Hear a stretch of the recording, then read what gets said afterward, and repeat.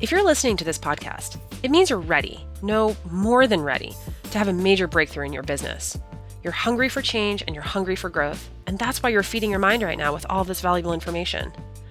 But to drive those changes, to be really smart about what you're doing and to make the right choices before you take massive action, you need help from someone who's been there, someone who's going to coach you through it, even just someone to get you started on your journey. That's why Tony Robbins is offering a free one-to-one business strategy session from one of his top business coaches, a $600 value, completely free, no strings attached. That's right, if you're listening right now, you can go to tonyrobbins.com/CEO and sign up for a free session with a member of Tony's team who's helped business owners like yourself overcome their obstacles and set them on the path to success.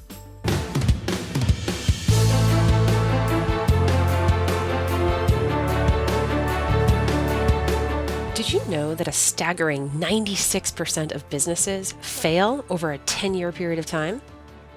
And as for those remaining 4%, it doesn't necessarily mean they succeed. It just means they've survived.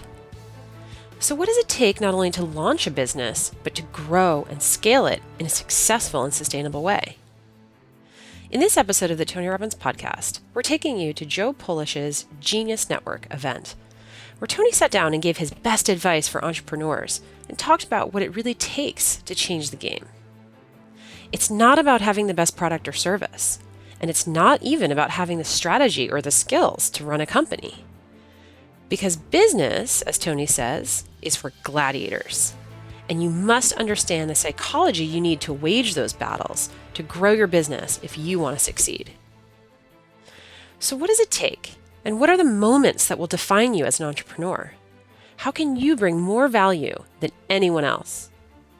Let's go now to Tony Robbins. What I'm going to do next, we're going to have a couple of my good friends, people that reach many, many millions, tens of millions, hundreds of millions of people collectively. And the first is my partner in Genius X, a longtime Genius Network member, came to the very first meeting, Dean Graziosi. Dean Graziosi is the top trainer in the world on how to invest in real estate. He's done over $1.5 billion on the Dean brand, sold millions of books, super sharp guy. And he's the poster child for progress in Genius Network. And the second is, so you may not have heard about this person, but he's the top personal development guy in the world, and his name is Tony Robbins.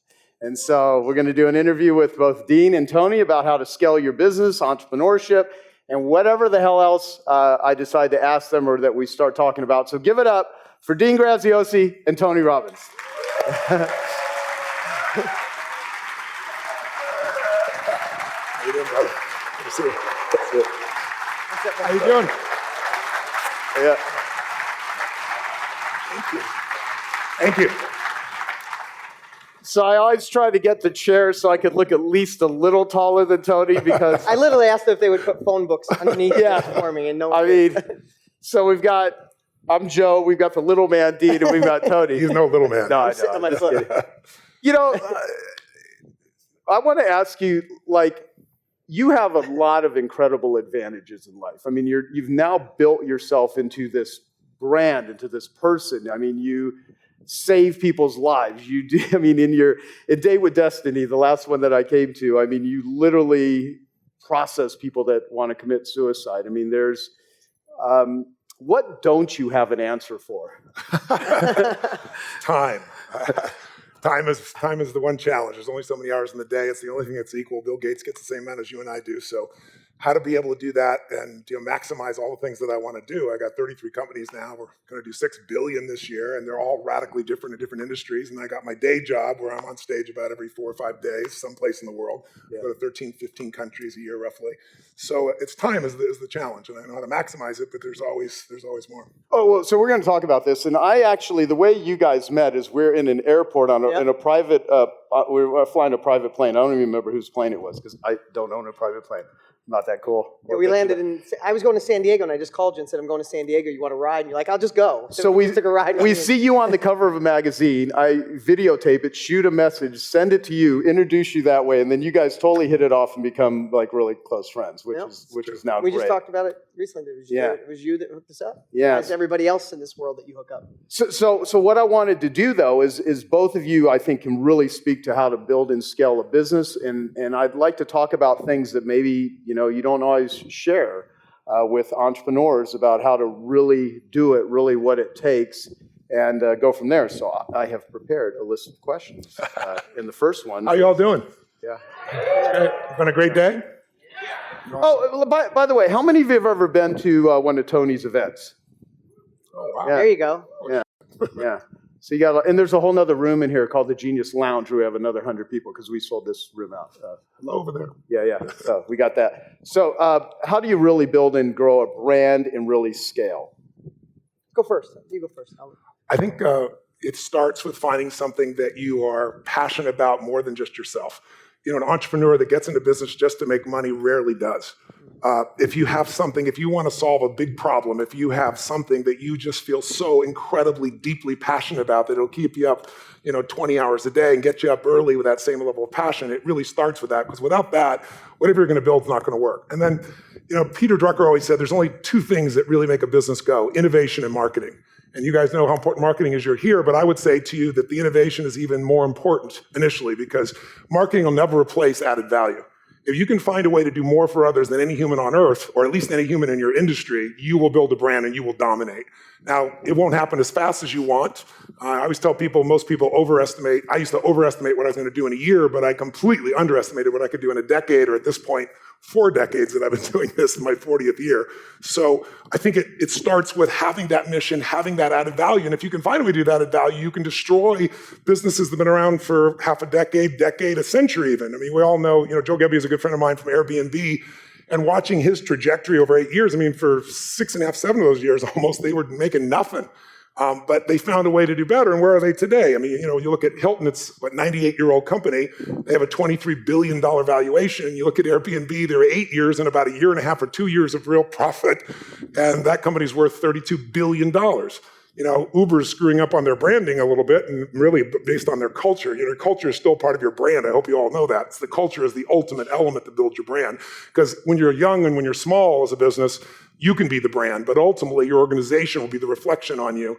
And pretty soon, if you're smart, you'll build organizations that aren't dependent upon you. I've built, all the companies that I have, most people don't even know I own most of those companies. One of the first companies I built was Namali Resort and Spa in Fiji.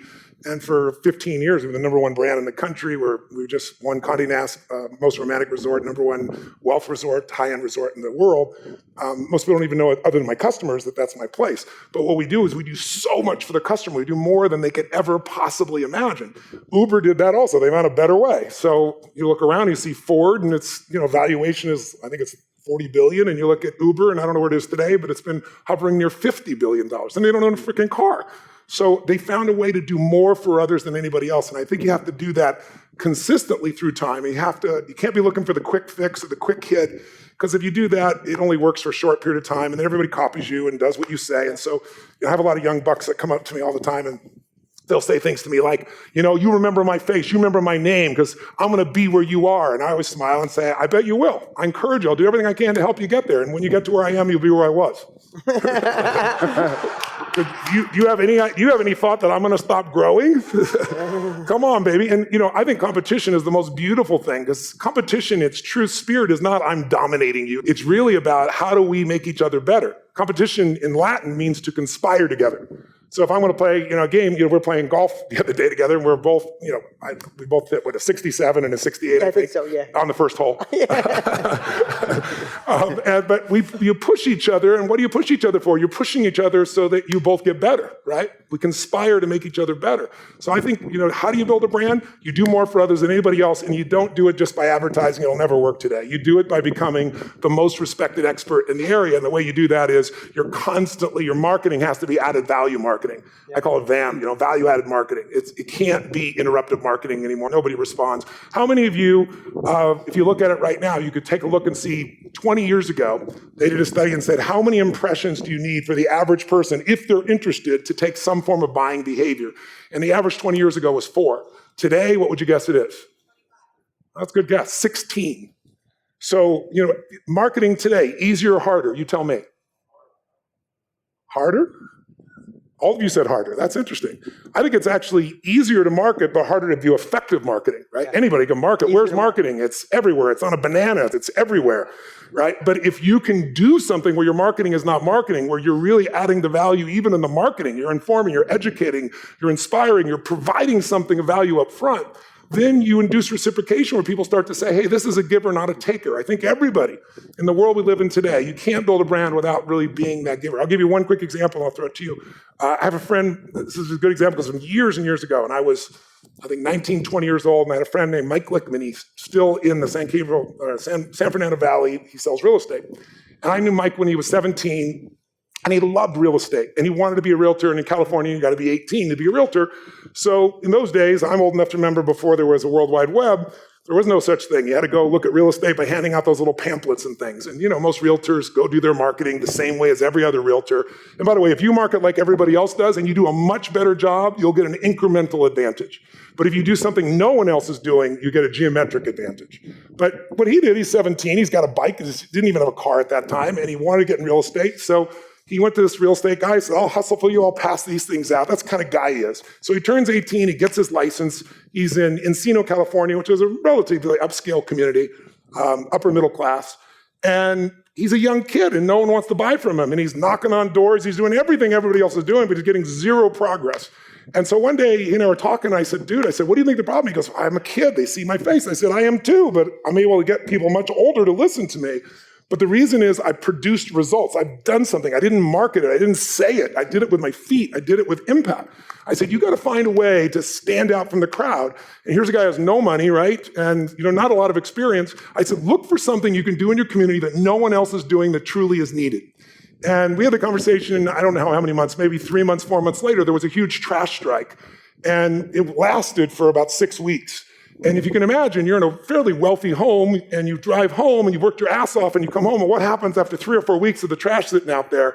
I mean, dogs get into it, cats, rats in some parts of the community that have never seen rats before, and people are angry and pissed off, and every day they come home and they go, day 37 of the trash strike.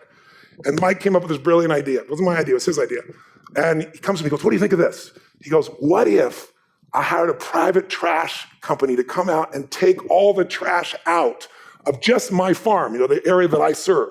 I said, dude, you got to do it. How much is it? He goes, it's like $4,900, it's under $5,000. But for him, that would be like, $5 million in his mind at that point, right?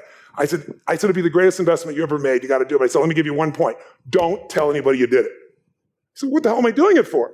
I said, trust me, it'll eventually get out, but don't do it for that reason. Do it because it's right. Just do it because it's right, and people will see that it'll happen. So he did it, didn't tell anybody he did it. You can imagine, you drive home, and you expect to see trash everywhere, and the trash is gone. So everybody's, oh, thank God the trash strike's over. You sit down in your chair, you turn on your TVs like so many people did, and they go, it's day 62 of the trash strike, and people are like, who stole my trash? And everybody's trying to figure out where their trash is gone. And so sure enough, it goes on for about 7-10 days. And then finally, somehow it leaked out. Not quite sure how. I think I do now. And everybody started calling him and saying, you're Mike Glickman? Well, did you do this? He said, yeah, I did. He said, that's unbelievable. Why did I think you do it? I want to pay my share. And I told him, don't take anybody's money. And you just defeated the whole purpose of being the giver. Now it's a transaction. And so he wouldn't do it. I said, well, what do I do? I said, they say that, just tell them the truth. Tell them you're a realtor. Tell them why you did it, because you care about the community. And how could I pay you back? You don't need to pay me back. I care. But if you ever want to sell your home, or if you know anybody else who wants to sell or list or buy, please think of me. In the next 24 months, he sold $1.2 million in commissions. The volume was much higher than that for a 20-year-old kid who had no background. So anyone can build it, but the only way to build a brand is consistent added value. And today he has multiple offices in San Fernando Valley, still out there 40 years later. Wow, that's pretty good. I would say, just to add on what Tony was saying, authenticity plays a huge part. And I think we all evolve to it, right? And I can remember, and it's funny because you inspired me to go on infomercials 20 years ago. And I know you don't like to even hear that word now. When we first met, you were like, hey, this is the infomercial guy. I'm like, really, dude? Really? No. But I remember running the infomercial and being on TV, and that's when I was begging and borrowing and putting my own money together to have this going. And what would happen, as soon as I would get a hit show, someone would rip off the show, the same model, same look. Some people would even transcribe and use like Deanisms. And I used to freak out. I'd see my show coming out of someone else's voice, and here's what would happen. They would get an immediate hit, and I don't know if you remember this, they would preempt your show. So they would look wherever I played. If I was on CNBC at 5 a.m. at $7,000, they'd go and say, CNBC, 5 a.m, they'll pay $9,000. And all of a sudden, all my stuff would get preempted. I'd be off TV. I have a staff that, and I'm juggling to make this company work. And I'd freak out. I'd lose my mind. Back then, I'd stress about it. I'd stay up all night. And what I realized over time of 17, 18 years on TV is, of course, you get numb to it. You navigate new territory and you don't freak out as much. But what I'd realize is when they would rip off my material, they might seem excited, but the authenticity wasn't there but to back it. And I stopped freaking out. And I'd have new people come into my media department. Like, holy shit, did you see this show? It's yours, Dean. We should sue them. They preempted us. I'm like, give them 4 or 5 months. They'll be gone. And we'll take that space back and we'll be fine. And it just showed me the more authentic I got, the more my shows played. And then those guys couldn't even preempt me because we got that. And to back up more on what Tony said is when I really took my company, and Joe, it was one of the first years I met you. It's the reason I gave you $25K to start the company is I really wanted to know how to bond and build reciprocity and build a relationship with my clients on a deeper level than I could have ever imagined. I always wanted to serve at the highest level possible, but I wanted another level. And I saw Joe in a tiny little market that of carpet cleaning and doing millions of dollars, and his clients loved him and everything he did. And I wanted to understand that on a deeper level. And when I spent as much time on post-purchase as I did pre-purchase, my company changed. And you watched it go from 20 to 100 million over 3 years. We just on this rocket ship of obsessing. So the second thing is, as much as you think you're doing for post-purchase relationship bonding, love, reciprocity, double it. Double it. Every company I ever go into, if I have somebody ask me to come consult for a day, or I'm just talking to friends in a mastermind, they're still not doing enough because we always think we have to go, and we do. We want to keep acquiring new clients, but sometimes we get so obsessed on acquisition, we forget our best clients are there saying, hey, can I have more? Can I serve you more? So I would double that. And then the third thing I would say is, Tony hit it on the head. I'm just kind of piggybacking off this, but innovation and marketing is everything, right? And what I see is a lot of times people get stuck on complete marketing and obsessed on and forget about the innovation. But more than that, I watch people get innovative like crazy, feel they have what everybody needs, and they do, and ignore marketing completely until they're done with the project. It's like the person who spends 2 years to write the book, and then they get done and say, well, the book's done, now I just got to figure out how to sell it. Right? So what I always say, and I think in my head, I have silly analogies that I think about all the time. I draw little pictures. I think pictures in my brain. It's the way I think. Is picture your innovation vehicle and your marketing vehicle is like 2 cars. And just make sure they're alongside of each other as you're going. Like always look at if you're in your innovation box and you're being creative and how to solve a new problem or fill a want that people have, just make sure as you're moving forward, you look over and marketing is right alongside of you and spend enough time, jump back over and have them align. And there's nothing that hits it out of the park than innovation matching with your marketing, with authenticity. And then after they say yes, they realize that you over-delivered. And as simple as that sounds, and everybody in here knows it, most people miss one of those components. And when they're lined up, that's when you feel that, you hit that plateau and you're just going straight up. I was just piggyback on that innovation, a lot of times people hear innovation and they think tech or they think something will go great. Sometimes innovation is charging more. It sounds absurd. Because sometimes you're charging too little and people perceive that it's not worth it.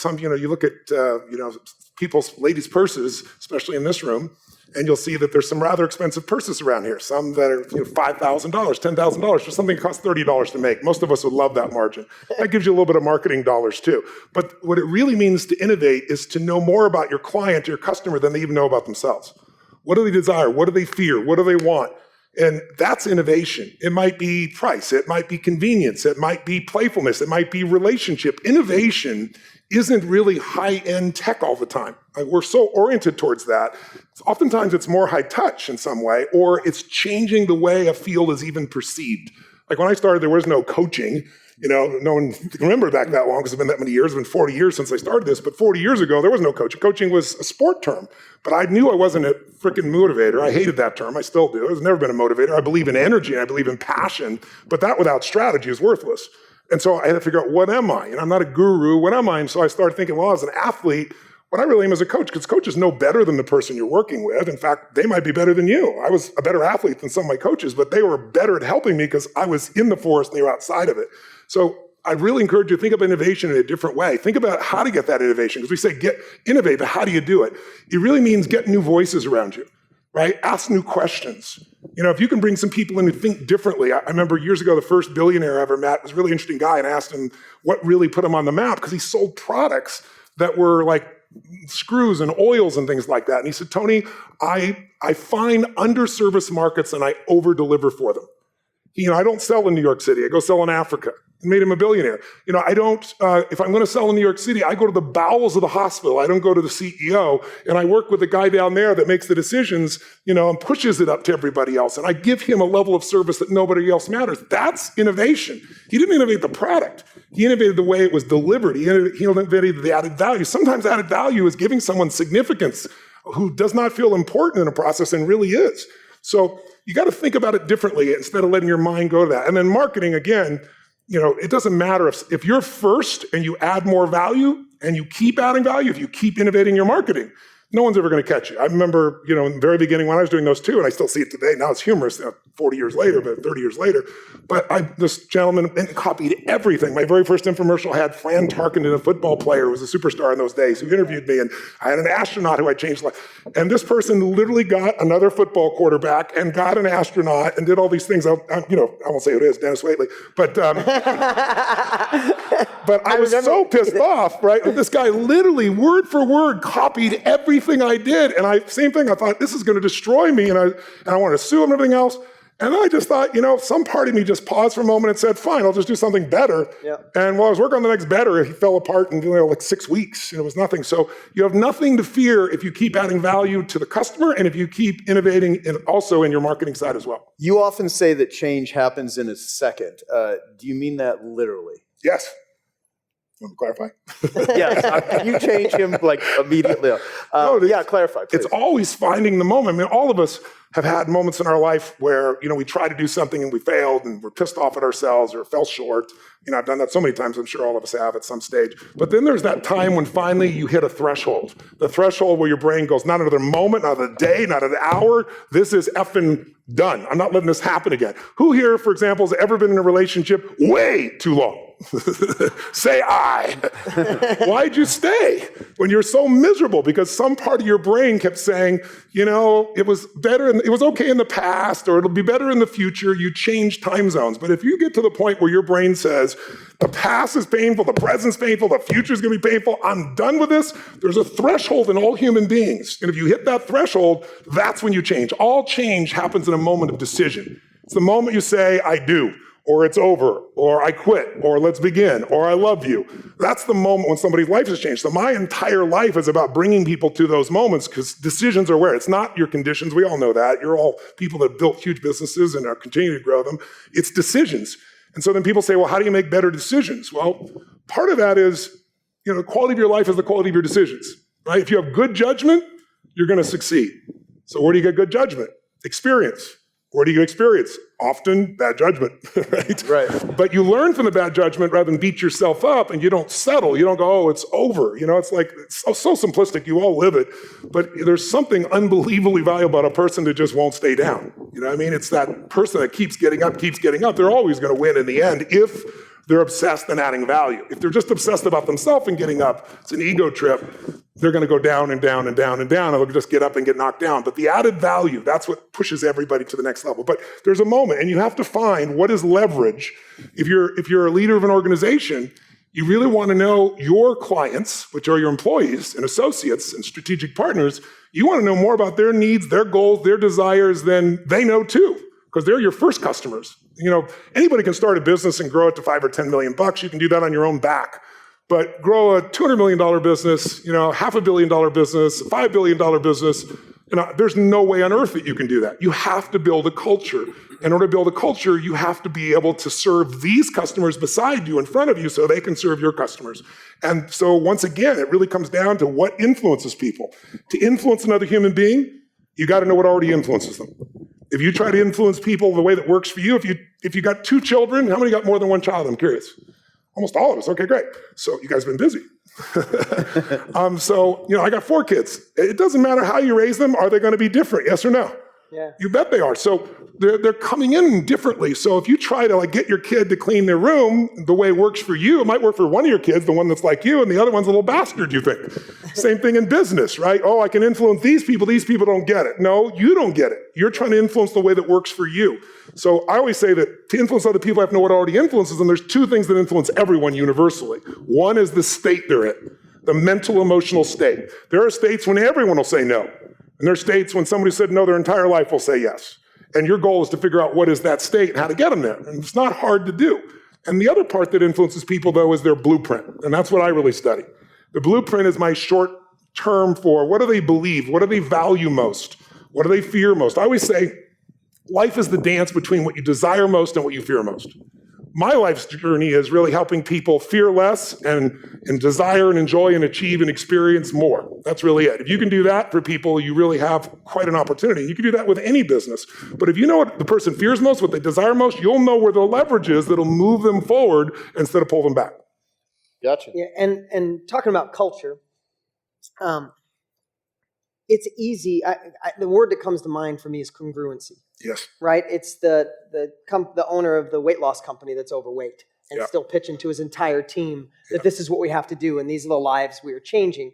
And when you see congruency and you feel it and that's who you are, you have to do everything in your power to push that down to every team. And each team is different. I own several companies too, and I have great values and culture, but they're different in different companies. Exactly right. And talking about living it, I remember, and some of you know this story, but when we were growing and all of a sudden we're doing 80 live events a week and there's hundreds of people out on the road selling Dean, it's a freak show. You freak out because when I'm doing it, I know what I'm doing.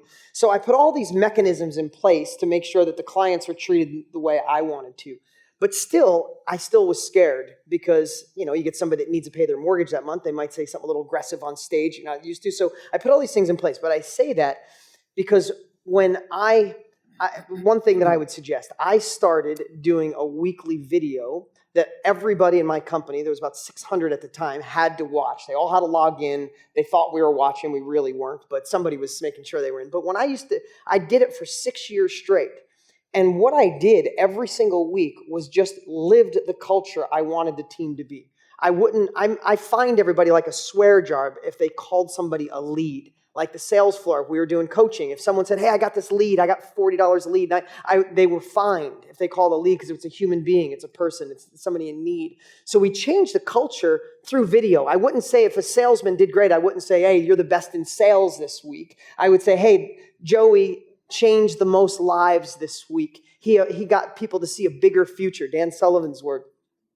And we started this culture, and I remember at first when I was doing these videos every week, and I'd bring a testimonial on and just let them share to my salespeople, the whole team. And I remember when I first started, people were saying to me, Dean, this is good. This is really motivating us. Because they thought it was like a new hook on how I'd get them motivated, how I'd get them to sell more. But then after time, my congruency, my consistency, they're like, this is who we are as a company. We change lives. We get paid well, but we get paid well to change lives effectively. And then I just kept doing things to prove that over and over. So one of the things that really changed my company, and I think you remember because I shared this at one of the 25K groups, is when we were doing live events and we were really going as fast as we possibly could grow. We went from 50 to 150 million in 18 months. So you know how crazy that is when you grow.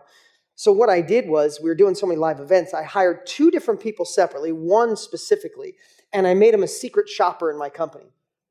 And I created a whiteboard like the size of this, and I blueprinted every feeling I already knew my fulfillment. In real estate, there's nobody that provides better. What Tony does, there's nobody better in the world. What Joe does, nobody better in the world. I loved what I did. I wanted my family in it. It's how I made money. I already knew that was good, but I wasn't sure how they felt at every level of experience. So I put secret shoppers to go to the event, to feel if they were oversold or not sold hard enough? What were people talking about when they went to lunch in the other room at the events? When they bought, how did they feel after they bought? Did we show love? Did we give them reciprocity? Did we over-deliver or under-deliver? And we created this feeling chart. And we found all these spots in the company where, I'll give you one example, and some of you know this in the smaller group that I've shared this before. But we found one area that we would do all our sales on a Saturday. The average sale was $6,200. So a lot of people would come alone. So they'd come without their spouse. So $6,200 sale on a Saturday. And then the teams would fly back to the office on Sunday or on Monday. They'd put all the data together. They'd enter it into the computer by Tuesday. And then no one reached out to these people. This is the one thing we found hundreds of little things.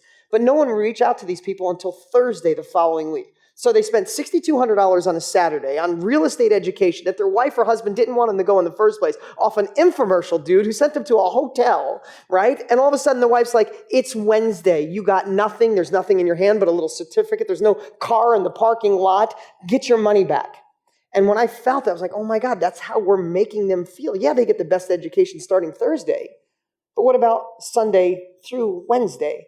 And I created a whole team of relationship managers that literally we just took our best customer service, the most friendly customer service people, pulled them out of customer service, made them relationship managers. And I showed my whole company how much we care by creating a whole department that didn't generate any revenue. They couldn't sell anything. And when they call, it was just like, hey, we know you got involved. It was probably scary.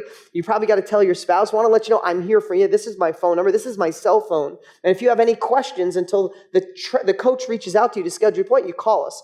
I want to tell you, back then, when I did that, we were over 100 million. I don't know the exact number, and I don't reference those numbers to brag, just to kind of show you the scale of what we were at. We were about 100 million. We lowered, from the relationship management department, we lowered refunds by 57% in the first 5 days. And all we did, we didn't change our product. We didn't make it bigger. We didn't even have our innovation. What Tony said, our innovation was understanding how people felt, and we were screwing it up. Because sometimes we think we know what people need. I know if people want to make money in real estate, I know what they need. But if I don't make them feel the right way along the journey, they're never going to get to what they need. So those type of things, as when Tony said innovation, it really hit me. That's all innovation.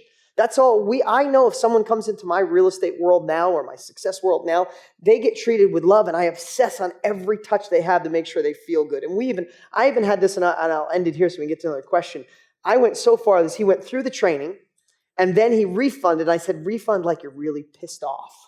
And I even got the feeling of how he called up and wanted his money back and told him to go piss up a rope, and Dean sucks, and I just wanted to see how we treated. And I made probably 75 tiny little changes in my company, all based on emotions and feeling.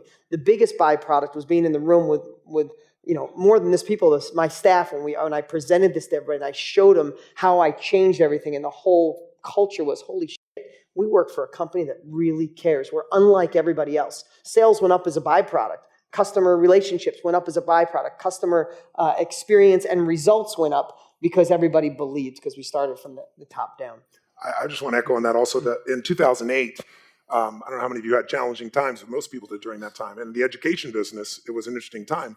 And I remember I went to one of my companies where I had not been there very often because I'd grown to so many companies on the road doing things I was doing. And people were really in fear because we had people that, like 60% of the people that paid for an event didn't show up, even though it was prepaid. People were just afraid to get on an airplane. I'm talking about October 2008. If you remember, we lost like $4 trillion or whatever it was, $3.5 trillion in the markets at that time. And so we sat down with a team and I said, let's spend one day, and all we're going to do is not obsess about what we're going to do. We're going to obsess about who it is that we serve. And I said, I want to know what every one of you has heard. We brought the entire company together. Tell me what people say about our programs. Tell me what they say about Tony Robbins. Tell me the good. Tell me the not good. Let's write it all on the board, everything. And then we went more from even the emotions. We asked, what are the questions that people ask? And then we asked, what kind of belief would you have to come to participate and be one of our clients? And that evolved to the point of now virtually most of the growth in the companies that I've taken from $100 million to billion-dollar companies has always come down to getting unbelievably obsessive about who is your ideal client. Not just going for the clients that you have. Who is your ideal client? And then we had to do it because in the education business, people know when they go to an event, they go, oh my God, it's the greatest experience of my life. And it's raving fans, not satisfied customers. And many of you are customers, so you know what I'm talking about. But they don't know that till they go there. No one knows, like I'm going to go sit in a room for 4 days and nights with some guy standing on the stage for 12 hours a day. I can't sit for 2 hours. So the challenge is when things got tight, that looks like a giant accessory, not a necessity. A divorce it's not an accessory, right? It's a necessity to not be in that place. Changing your health can change your life. The issues that we deal with are really real. So what we did was we said, who is going to need our products, want our products, desire our products, bring everybody else to our products? Who is the ideal customer? I want to help everybody, and that's my mindset. But I said, right now, let's focus on that. And who it became clearly was entrepreneurs, because people like you and I, during the middle of 2008, we got to grow our businesses. We can't crawl in a shell. We've got to invest. We've got to learn. We've got to grow. We've got to innovate. And so we changed based on that who our ideal customer was. And the next question is, and this is what I teach every business, who's your ideal customer in detail? Again, what do they fear? What do they desire? What are their questions? What do they want most? What are the things inside they feel bad about? I want to know everything I can about it so we can really help them. And then next is, what is your irresistible offer? There's nothing that'll change a business faster than being able to answer those two questions and implement them, but you got to test and test and test to make that happen. So, Tony Hsieh is a great example over at Zappos. Tony's a friend, and I remember he told me years ago when we first met, that when he first came to Zappos, he didn't start Zappos, a couple other guys up in San Francisco in a little, apartment that they had together, and they were going nowhere, and they'd raised a decent amount of money.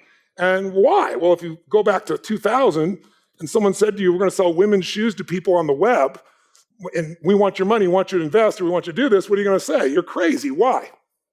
Why? Come on, guys, why? They got to try them on, right? They don't want to do this, they want to spend the money. And so Tony's answer was really simple. He said, we need an irresistible offer. Here's what we're going to do. We're going to pay for shipping. They can buy as many shoes as they want, no limit, 20 pairs if they want. And then if they don't like any of them, they can send any of them or all of them back and we'll pay the shipping back. No, you're an investor. What do you say to this man?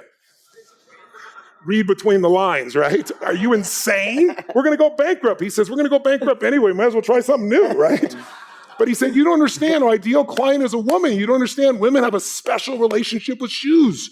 For women, shoes equal happiness. Ladies, if it's true, make some noise so they hear you. Right? They're going to get these shoes. They're going to love these shoes. They're going to put on. They're not going to fit. And they're going to go, I'm going to lose weight in my feet. That's what they're going to do. Right? And they do that.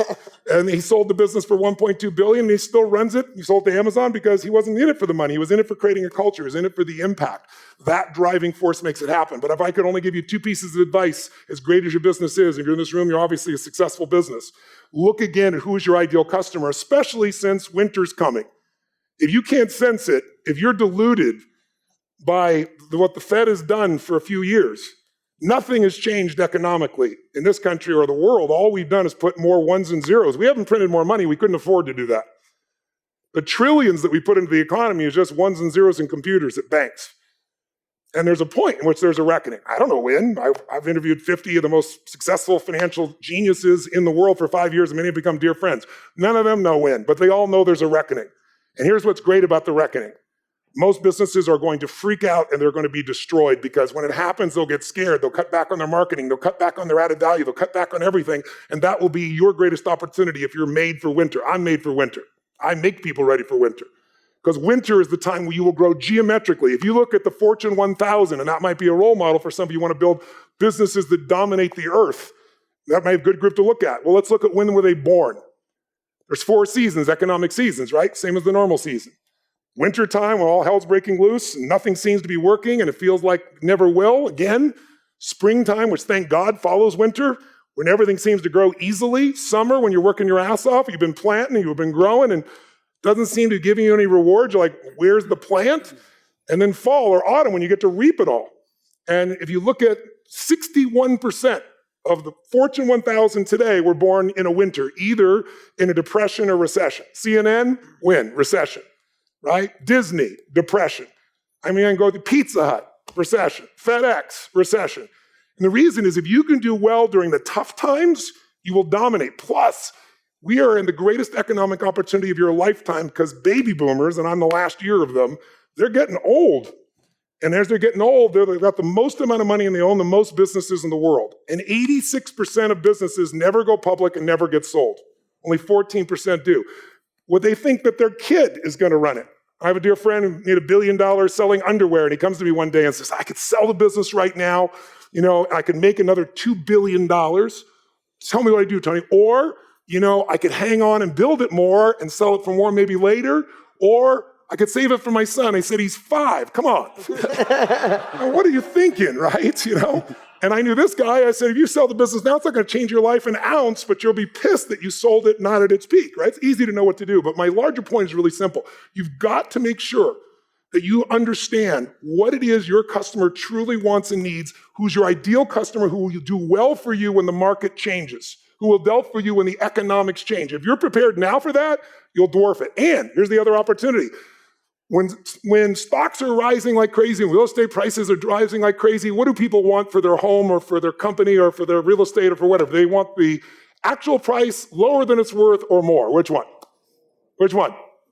More, way more.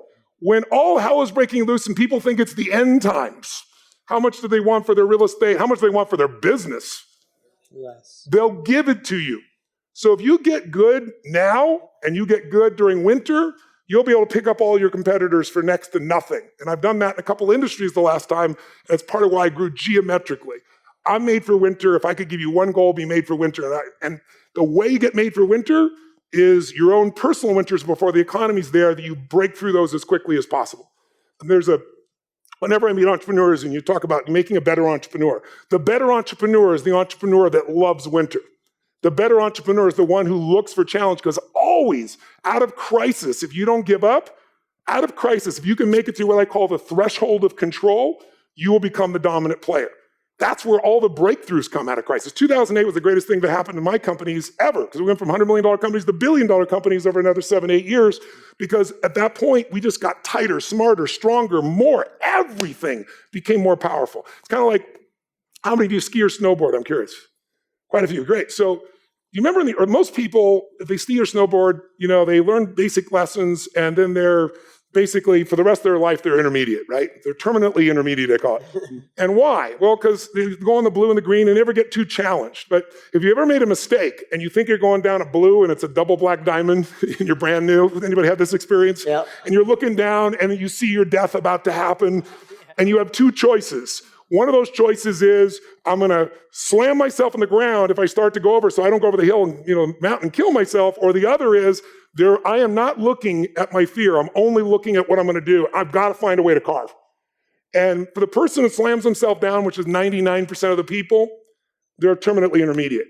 They'll never master the sport, just like you'll never master business. But if you are willing to put your ass on the line and you're on that double black and you let go of what you're afraid of, there's no guarantee you won't go over the mountain, but if everything in your guts is focused on what you want instead of what you fear, and you figure out how to make that turn and then another, then the double black becomes your bitch, right? You never have to worry again. And all of a sudden, your skill sets, they don't grow a little bit, they grow geometrically. And then everybody around goes, oh, wow, how did he do that? How does she do that? He or she did that because they found courage in the middle of their fear. You're still scared, but you did it anyway. And you focused only on what you want. There's no guarantee. If you focus on what you want, there's no guarantee you're going to get it. But if you focus on what you don't want, you're pretty much guaranteed to slam into it. And so it's a matter of focus. That's really what it is. And I've had those thresholds. I remember when I started my career, I was in Canada and I didn't know anything about business. I was doing my first seminars, and it was a big seminar. I did a free guest event, and I'd hoped to have like 100 people there, and 500 people showed up because I had this interaction on the radio with a psychiatrist who I basically challenged to bring his worst patient, and I turned him around. And at the end of it, I had this huge, it was my big event. I was so excited. And this little man walks up to me and he says, great event. I'm with immigration, Canadian immigration. Can I see your work permit? I said, what's a work permit? He said, that's the wrong answer. He said, I will see you tomorrow at 5:30 p.m. I said, I have a seminar starting at 6:30 or 7, I think it was. He goes, it won't take long.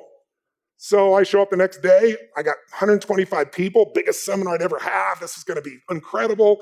I figure I'll handle this thing. I'll just get the work permit, whatever I got to do, I'll do it. So I show up there and sit down. The guy makes me wait. And I'm even thinking of it now, I can still sweat it. Just like, I was like, the time's going. I got to get out of here. I got to get to the event. Makes me sit for 30 minutes and brings me in and it says, you don't have a work permit and you're taking Canadian jobs. I said, how many frickin' Canadians do firewalking? Come on. He goes, no, but you teach NLP and there's NLP people here and they've complained because, their seminars were 20 people and I had 125, right? So I was like, I'm adding value here. I'm paying the taxes. He said, I don't care. He said, your seminar's over. I said, it's in a half hour. He said, it's over. If you go on there, we'll handcuff you and we'll deport you. And you'll never be back in Canada again. What do you do? those are the moments that define you as an entrepreneur. You get resourceful. So I came out, and I was totally pissed and afraid. And he said, refund all their money. I said, can I do that? I spent all their money to put on the seminar. That's how I put on seminars in those days, right? I didn't know how to make a profit. I wasn't doing it for profit. I just want to change people's lives. He goes, well, then you're in deep trouble. So I got my 3 staff members, 2 were volunteers, 1 was paid. And I said, what happened? I told them, and they all just went white. And I said, what are we going to do? I said, we're going to put on the seminar. They go, they'll put you in jail. I said, how far is the border? And they said, what do you mean? What's the closest city in America? And it was something Washington, I forgot the name, Bellevue, Washington, or something like that, someplace. And I said, how far is it? They said, well, with traffic, probably 2 hours. I said, go rent me 4 buses immediately. I will meet the people out in front of the hotel. We're going to have a mobile seminar. I called the Holiday. I was in the Holiday Inn here in Vancouver. I found the Holiday Inn down south in the same place, called them up, got an exchange where they gave me a credit, got people at the front, told them that this is what's happening. We're going to be doing this mobile seminar. We're going to be going to America, coming back each night, going back to America, and back each night. I'm going to give you assignments on the bus. I got on each bus about every 30 minutes. I jumped on the next bus, picked everybody up again. We got there to the Holiday Inn, and there was a bar mitzvah or wedding with a thin wall. It was so loud, no one could hear me. I said, lie down on the floor, close your eyes. I'm just going to hypnotize your ass and change your life. Right? I brought them back. Only 4 people walked away and didn't participate for 4 days back and forth. And when you do that, you build a different sense of certainty, a different sense of belief, right? It changes the game, right? Wow. Well, we've only got a few minutes left, a couple minutes left. Everything that you've seen, all the people you've coached, I mean, you have worked with some of the, many more billionaires, more high-level people than anyone in the world. To go to the line of build a better entrepreneur, what are just some, Ray Dalio, who's a good friend of yours, his latest book, Principles, which is fantastic.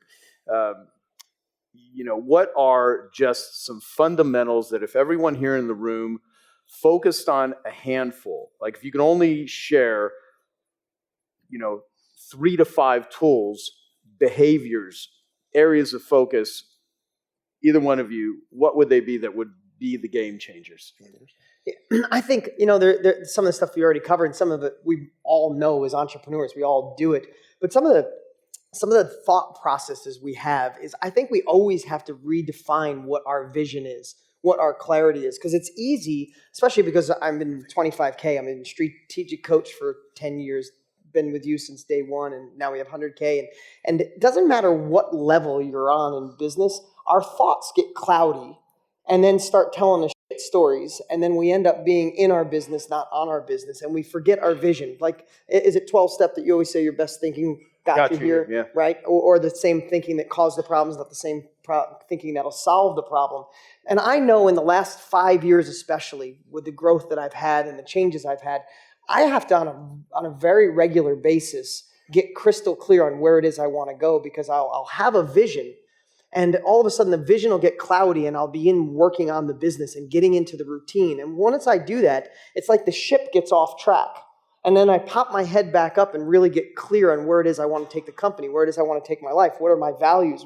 And a lot of times I let the ship go in the wrong direction, just in moments. So as much as you think, and setting goals has been around since the history of, beginning of time, Benjamin Franklin was one of the best at setting them and writing them down. But I would dig in on a quarterly basis and really say it's a year from now. This is Dan Sullivan, the R factor question. It's the most brilliant thing in the world. Because and I'll go quick because I see our time running out. But I think in today's world with social media, I think that's why Deep Work is such a hit book right now from Cal Newport, is because we're going so shallow in so many different areas that I think that also causes us, it's hard to figure out and set goals, because I feel like the Roadrunner, the Tasmanian devil, remember, he used to spin around, he had a dust cloud around us. And I think so many entrepreneurs have that dust cloud around us, and we just want to get through the day. Like, if I could just get to my pillow tonight, I'll fix it tomorrow. So we have this dust cloud, and it's hard to set that vision. It's hard to set that goals. So that's why I like your question, Dan, the R factor question, is like, you always have to have that vision. Like Tony said, if you don't, and you know what you don't want, you'll just continue to run into it. So I like the fact of kind of jumping out of that dust cloud, and I do this at least quarterly, probably monthly, and pretend it's a year from now. And I look back and say, what would the best year of my life look like in my business, in my relationships, as a father, as an entrepreneur, with my finances? And when I do that, it's so much easier to be a year away, because you could see the dust cloud. You could see all the but you're stepped out of it. And all of a sudden I can write down all the things, what the best year of my life would be.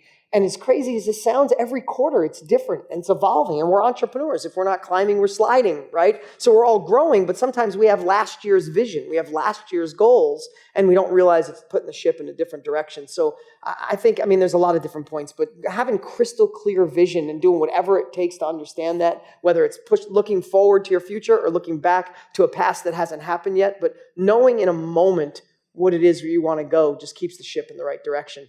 And then, knowing why the hell you want it is one of the things that changed my life. I know we're getting low on time, but always recheck the reason you're doing it. Because, man, I know I've gone down the wrong road. I partnered with the wrong people because I thought it was money-driven or significance-driven. And then when I step back, why would I partner with them? And then I got to unwind it because I forgot my vision and I forgot why the hell I started this in the first place. But when you know where you're going and you know why you want it, you got a huge advantage over everybody else. I agree 100%. The only thing I'd add real quick would be, don't fall in love with your product or service. It's the biggest mistake that entrepreneurs make. Most entrepreneurs are artists by their nature, meaning they have a skill and ability. They can write incredible code, or they can design fashion, or they can sell ice to an Eskimo, or they can negotiate. You got some great skill, and then you decided to build a business because you worked for someone else perhaps at one time, and you saw, I'm driving this business. My design, my sales, my whatever's driving it, but a business is more complex than that. And then what you do is you tend to build products or services that you love, because you're an artist. And the problem with that is the world we live in today, people are not loyal to a product or a service, and products or service have very short, life cycles at this point. A Sony Walkman, some of you are old enough to remember that, ancient as I am, that thing had a 25-year period before there was any significant competition. Today, the most you're going to see as a life cycle for most products is 6 months. Many of them, it's 3 months. And so if you fall in love because it's your thing, I used to do that. I spend so much money, time, energy in my business on things that I thought would light the customer up, and they did, but is it really what they value most? Will they pay for it? Is it valuable? Is it there? So what I decided to do is fall in love with my customers, as I said earlier, and find out what they want, what they need. So I'm constantly changing what is it they need in this moment even we're doing it. Because if you're doing that, then you're going to have raving fans. Clients, or I should say customers go away, clients or raving fans stay. And the most expensive part of any business we all know is getting a customer. Keeping a customer and expanding a relationship with a customer is easy if you're obsessed with meeting their needs. But if you're obsessed with what you love about the product or service, you're making a giant mistake. I think that's really, really big. And I think the other one is simplistic. We all know it, but I just got to say it because we all know things intellectually, and if you hear it enough, maybe eventually you start to actually do it. You've got to draw the line in the sand and become an owner instead of an operator. Almost every business owner, most of them under $10 million, $20 million, even $50 million, is usually, it's an operator. You're making all the decisions. You give other people the ability to make decisions, but you override them constantly, and so they never can grow. They can't fail. You failed. You just don't remember it, right? But you can't let them fail, so they can't grow, and it all depended upon you. And so now what you really have is an expensive job. You tell yourself you have a company, but you're just self-employed, and you have other people can walk away, and they have no real loss. You can't walk away. You walk away, there's huge loss. So becoming obsessed with how do I empower people? How do I hire people that are smarter than myself? My biggest mistakes were picking the wrong partners. And so I got wiser by those mistakes, and I got better and better. And today I've got partners that are 10 times smarter than I am in certain areas. I also know what my skills are and what their skills are. And so, I know I'm obsessed with how to add value. I know I'm obsessed, I can market. I know I'm obsessed with delivering something of value. But in the various companies that I have, I look for people that are obsessed with making money because it's not my number one thing. It really isn't. Impact's my number one thing. Now, I love being able to do well financially, but it's not my number one. So then I had to find out what would make me want to make more. So I decided I'm going to feed 1 billion people. And by the way, in 3 years, we fed 300 million people. We're meeting 100 million a year. So I'm going to do it in 7 years already to give you an idea. But I found I've got a dozen projects like that make me want to make more. And so I run those businesses more effectively as well. So fall in love with your customer. Become the owner, not the operator. So you're not there every moment. You can build the business and actually have what most of you got in business for. Most of you got in business so that you'd have more freedom. So you could do things on your terms. So you'd have economic freedom. So you didn't have to do things that you didn't want to do. And yet, how's that working for most people, right? If you want to change that, you have to become obsessed with how do I develop those skills? How do I become a skill as an owner? How do I really build a business that doesn't require me? And it starts with the things we both shared with you here today. Great. And, just for my own purposes, prior to you coming on, I did an interview with Gabor Mate, Dr. Gabor Mate, one of the most brilliant addiction minds. And that was good, right? Yeah. I mean, it was awesome. And what I want to do is to the best of my ability, change the global conversation about how people view addicts and addiction with compassion instead of judgment, because we are literally criminalizing people. The U.S., 25% of the world's prisoners are in the U.S., 2.3 million people in the U.S., almost 1% of the U.S. population is incarcerated, and another 4,750,000 are on probation and parole. And many of these people, the vast majority, have not committed any violent crime. They're 90% of approximately crimes are committed under the influence of drugs and alcohol, and that doesn't even include behavioral things. I mean, you've just reached so many people, and it's a monstrous undertaking, and it's also an undertaking that is going to put me, people will attack me, they will criticize me. I mean, drug companies make a lot of money enslaving people, and there's a lot of money in private prisons. I mean, it's a big, I want to enroll people into that. What advice would you give? Because there's a lot of people in this room that are here because of that too. I mean, there's a couple dozen people that are here, and we're all on that same mission together. Yeah. Any suggestions or advice and not just for my thing, but there's a lot of people that have their cause, their passion project. Yeah, I think to get a message out, you can't just talk about it. You've got to give people an experience. I always tell people a belief is a poor substitute for an experience. You can tell me you know what China's like, but if you've not been to China, you just have a belief about China. You don't know shit about it. And so what I try to do with people is give them experiences that transform them. Because I could tell you all day long, and if I tell you, you may doubt it, but if you tell me, it's true. So what I do is get people to have experiences and then get them to tell me things that shift their identity. I mean, it's ironic. The most important thing in business is branding. Another word for that is identity. Your identity is the most powerful thing that you have. And identity is the strongest force in a human being. So if you want to create a real lasting change, the identity shift, Sean over here had an identity shift years ago. Remember, Don came to see me and he came to see me, they said, we have a young man that's coming to see you who is in the what's the name of the program? What was it called? Make-A-Wish program. He's going to die. Here's what's going to happen. And I met Sean and I said, Sean, I don't know if you're going to die or not, but I think there's some things that you could do. But the mentality that everybody gives you that you're going to die or that you're a drug addict or whatever they call you, the label that we learn to accept, with those labels come stories, and with those stories come limitations. And one of the things that we did at the time, I introduced him to somebody. I said, he was at that point, they told me, we want you to carry him across the fire and you can't hold him too tight. You'll break his bones. If he coughs too much, he'll break his ribs. I said, man, you got to have unbelievably acidic body for that to be true. So I can't know if I can save your life, but let's just try something else. I think you're a tough stud. I think there's a way to do this. And so he had an experience. He crossed the fire and he did some pieces and he changed his body. And that was how many decades ago? 20 years ago. He's still here. If I would have told him that wouldn't happen, I gave him experiences. I think you have to give people experiences. You got to think creatively about what you can do. And on your project, I want to pitch in. I'd like to go and model people that have been totally addicted, like you were at some stage of your life, and have developed this incredible life. They've transformed all that shit.